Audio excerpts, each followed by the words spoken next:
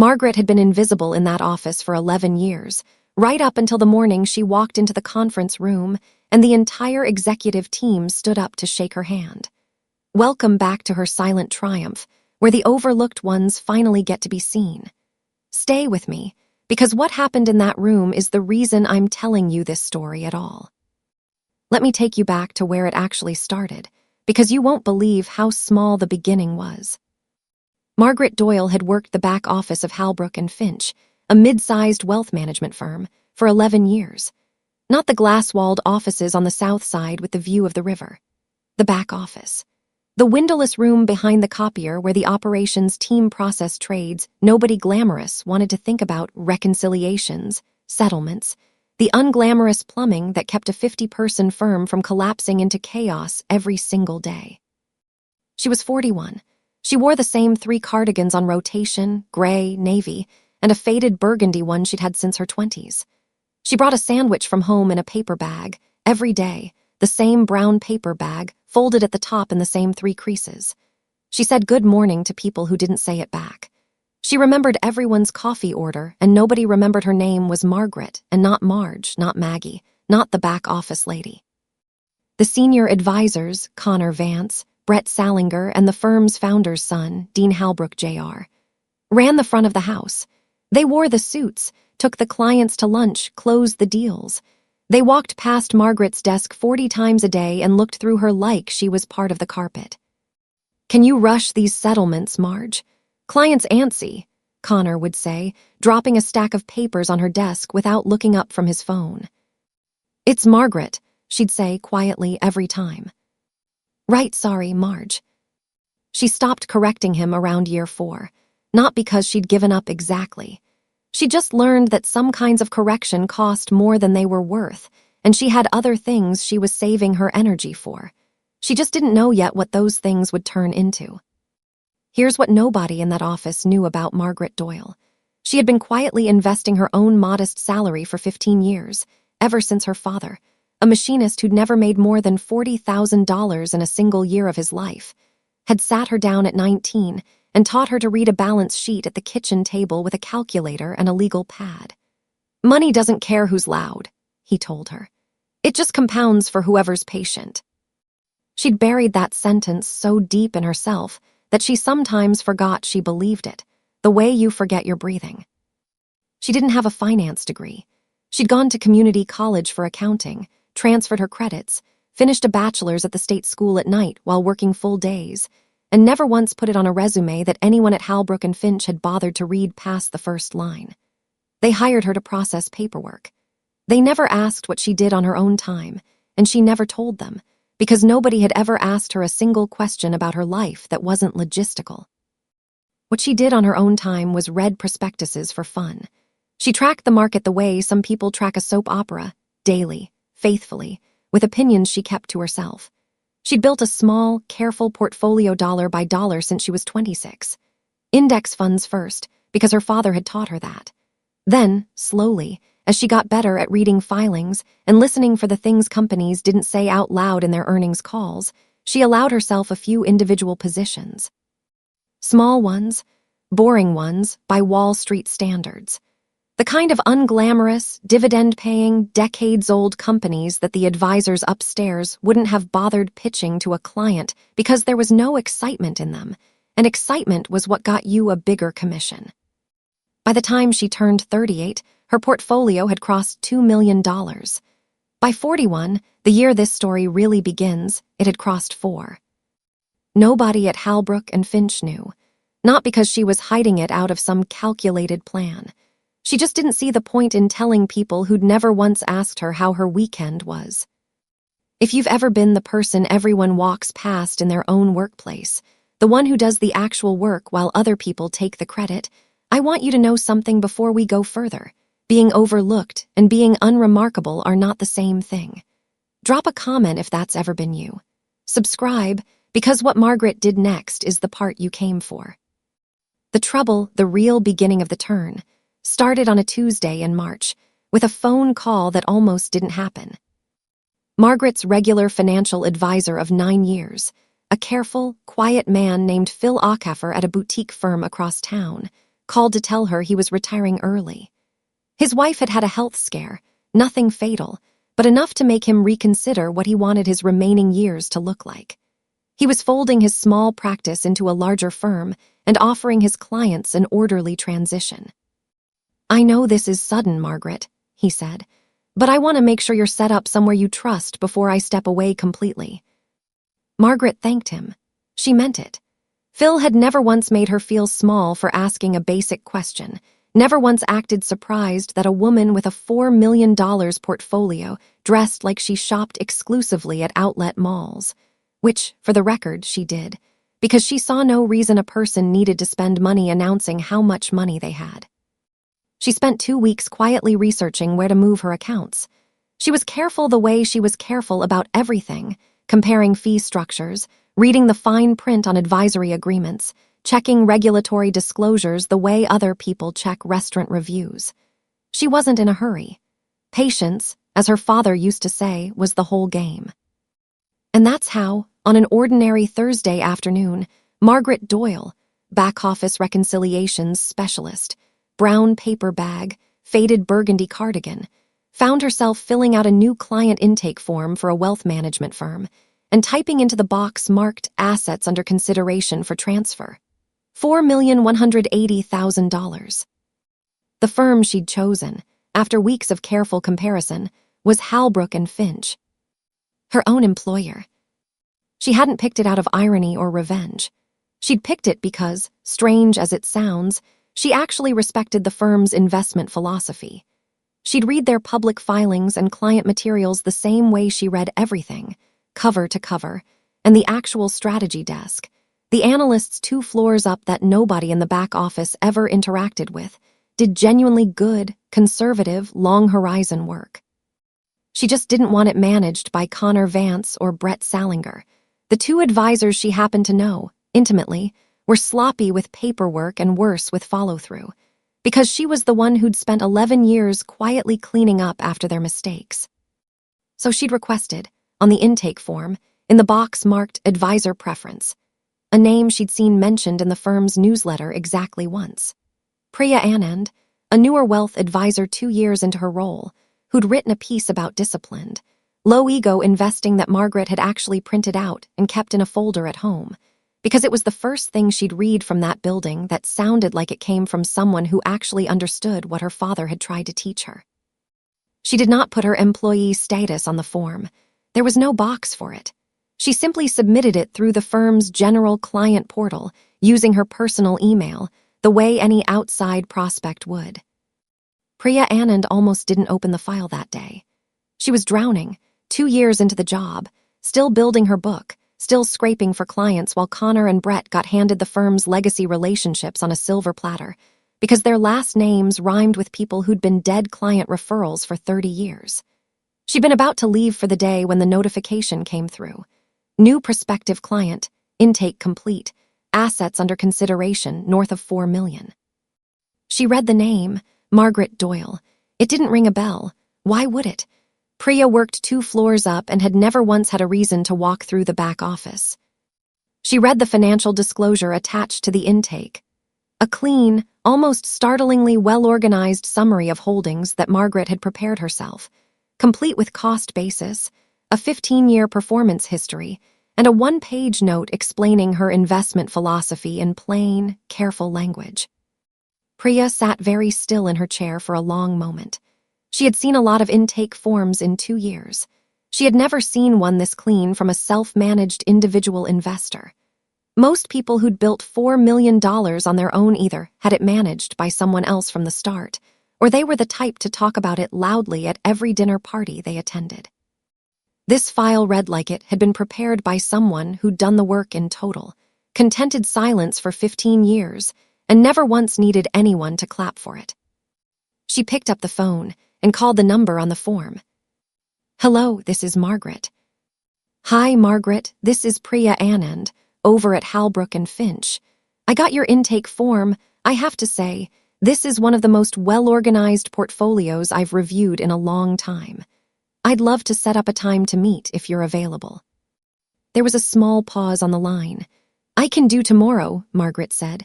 After 5, I get off work at 5. Perfect, Priya glanced at her calendar. Actually, would 5:30 work? I have the small conference room free. 5:30 is fine, Margaret said. I'll see you then.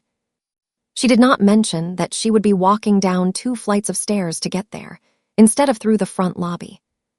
If you've ever sat across from someone who treated you like furniture for years without realizing you were quietly building something they'd one day have to take seriously, hang on, because the next part is what you've been waiting for.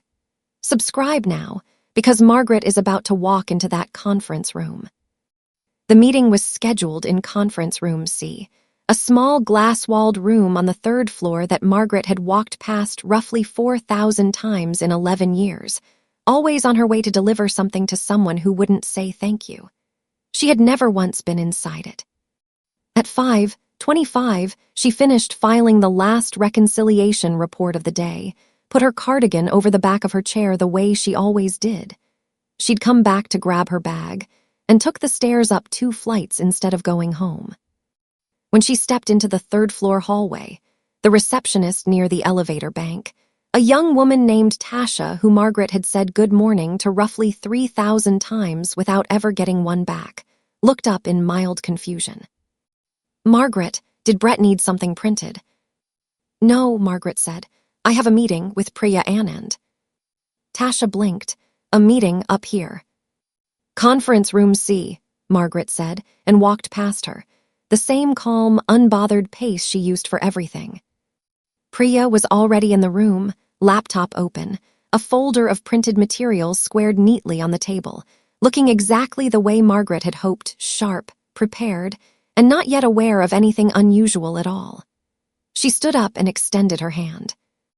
Margaret, hi, thanks so much for coming in. Thank you for making the time, Margaret said, and shook her hand, and sat down across the small glass table in the same building where 90 feet below them, her desk sat empty with a cardigan draped over the chair. For the first 20 minutes, it was simply a good meeting. Priya walked her through the firm's approach, asked sharp, genuinely curious questions about Margaret's existing portfolio, not the polite, condescending questions Margaret braced herself for, the kind that assumed a woman who shopped at outlet malls must have gotten lucky rather than gotten disciplined. Real questions. Why this position? Why exit that one in 2019? What was the reasoning behind holding cash at 4% of the portfolio for the last 18 months? Margaret answered every one of them plainly, the way she'd have answered them to her father at that kitchen table 20 years ago. It was around the 30-minute mark, when Priya was sliding a draft advisory agreement across the table for Margaret to review, that the door opened without a knock. It was Dean Halbrook, Jr., the firm's heir apparent, trailed by Connor Vance, both of them mid-conversation about a client dinner, neither of them looking into the room they were walking past until they were already 3 steps inside it. Sorry, Priya, didn't realize you had someone in here, we just need the... Dean stopped. He was looking at Margaret. For one full second, his brain did the thing brains do when they encounter a person profoundly out of context, like seeing your dentist at the grocery store, except worse, because Dean Halbrook, Jr. had never in 11 years processed Margaret Doyle as a person capable of existing outside the small windowless room behind the copier. Marge, he said, then, catching himself with the particular awkwardness of someone realizing in real time that he'd never actually learned a name he'd used 4,000 times. Margaret, sorry, is everything okay? Did Ops send you up with something? Connor, right behind him, had already pulled out his phone, half listening, the way he always did, until he glanced up and registered the folder on the table.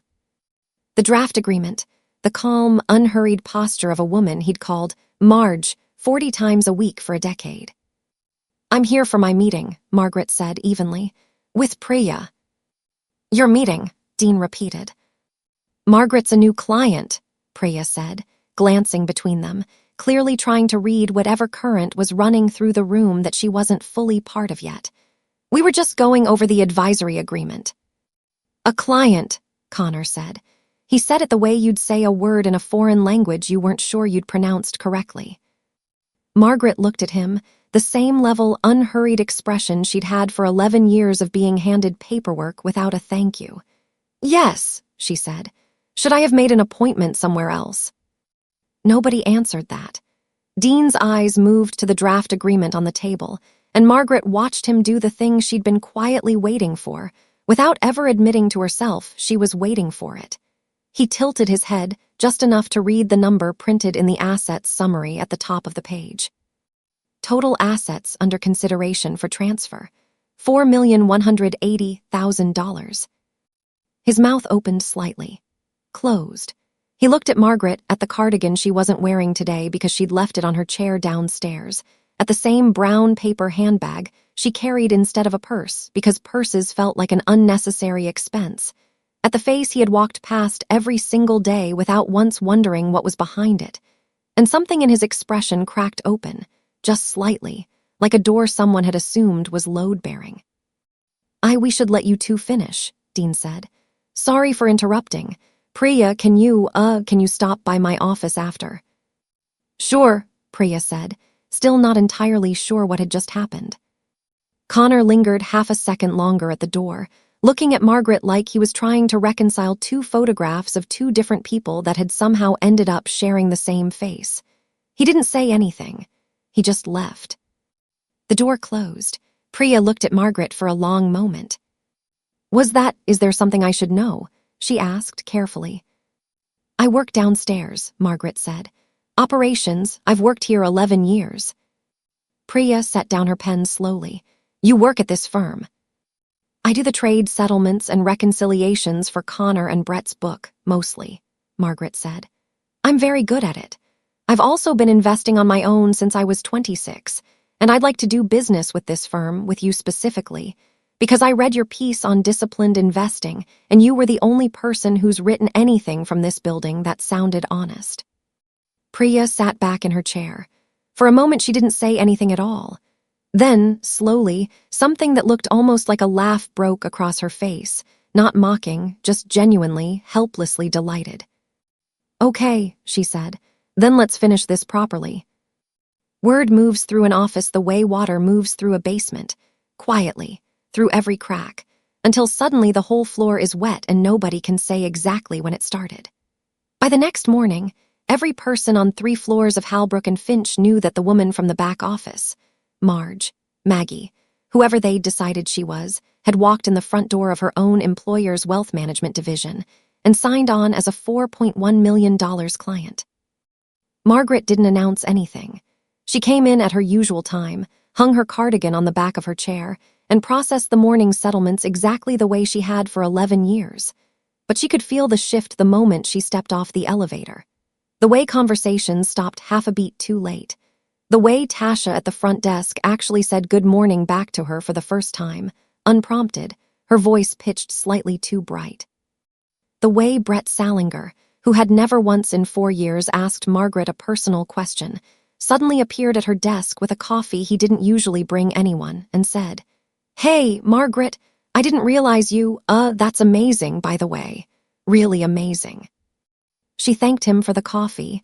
She did not pretend she hadn't noticed what he was doing, but she also didn't make it easy for him by performing surprise of her own.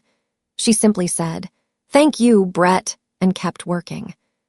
Connor avoided her desk entirely for 3 days, which told her more than anything he could have said. The real reckoning, the part you've been waiting for, came 2 weeks later, at the quarterly all-staff meeting. Halbrook and Finch held these meetings in the largest conference room on the 4th floor, the one with the view of the river that Margaret had never once had a reason to enter. Dean Halbrook, Jr. ran them, standing at the head of a long table while the front office advisors sat closest to him, and the back office staff stood near the back wall, the unofficial hierarchy of the room never once questioned out loud in 11 years. That quarter, Dean's agenda included a section he hadn't run by anyone first, a recognition of significant new client relationships brought to the firm in Q1. It was a routine slide, the kind nobody usually paid attention to, full of dollar figures and advisor names in small font. When the slide came up, Priya Anand's name appeared next to a figure that made several people in the room actually sit up. $4.01 M. M. Doyle, internal referral. Dean clicked forward, then stopped, then clicked back, the way you do when you realize you've skipped past something you should have said out loud. Actually, he said, and Margaret, standing near the back wall in her burgundy cardigan, watched him decide, visibly, in real time, whether to make this small or make it true. I want to actually call this one out specifically, because I think it says something about this firm that I want all of us to sit with. He looked out at the room. Margaret Doyle, who's worked in our operations team for 11 years, longer than almost anyone in this room outside my father, became a client of this firm last month, with assets that, frankly, most of the people in the advisor seats in this room would consider a very good year. A small, uncomfortable laugh rippled through the room. She built that portfolio on her own, outside this building, while doing the work that keeps every single one of our trades settling correctly, every single day, work that, I will be honest, most of us in this room have never once thanked her for. The room had gone very quiet. Margaret kept her hands folded in front of her, the same posture she used at her desk. I've worked here my whole life, Dean said, and something in his voice had shifted away from the rehearsed corporate cadence he usually used. I knew Margaret's name. I didn't know Margaret. That's on me, and I think, if I'm honest, it's on most of us. He looked, briefly, toward Connor and Brett, who were both studying the table in front of them with great interest. I don't have a clean lesson to wrap this up with. I just think we got lucky that someone this good, this disciplined, this overlooked, decided to stay 11 years instead of walking out the door the first time one of us called her the wrong name. He didn't call anyone out by name for that part. He didn't need to. Connor's neck had gone faintly red, and Brett was very, very interested in his own notepad. Priya, sitting 2 seats down, caught Margaret's eye across the room and gave her the smallest, most genuine smile Margaret had received in that building in 11 years. Margaret didn't smile back, not exactly. She just gave a small, even nod, the same nod she'd give if someone thanked her for filing a report on time. Inside, something that had been clenched for over a decade loosened, just slightly, like a not finally given enough slack to breathe. She didn't quit the next day. People who tell this kind of story always want the ending to be a dramatic walkout, a box of belongings carried past everyone's desk while triumphant music plays somewhere only the storyteller can hear.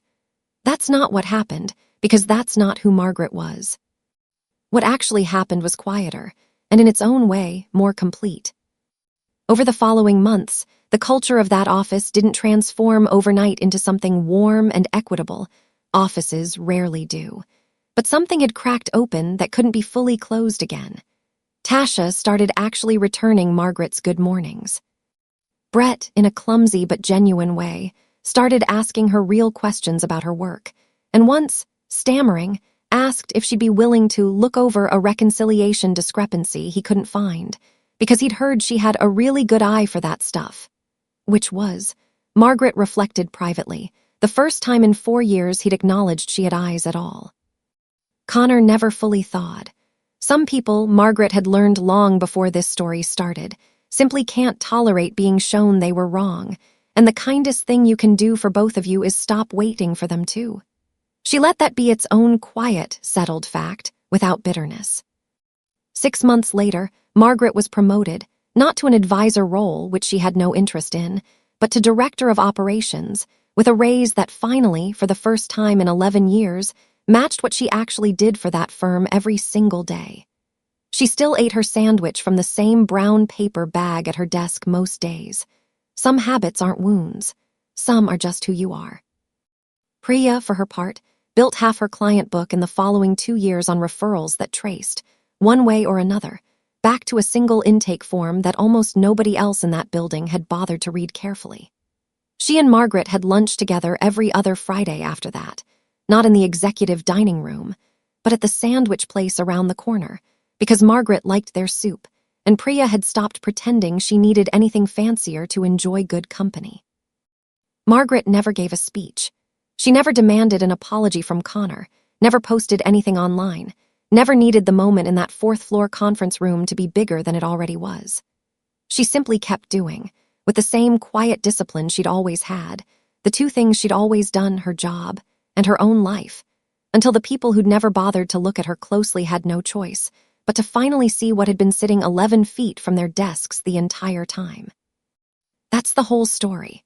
One brown paper bag, one quiet portfolio 15 years in the making, and one room full of people who learned, all at once, that the quiet woman they'd never bothered to ask a single real question had been the most disciplined person in the building the entire time.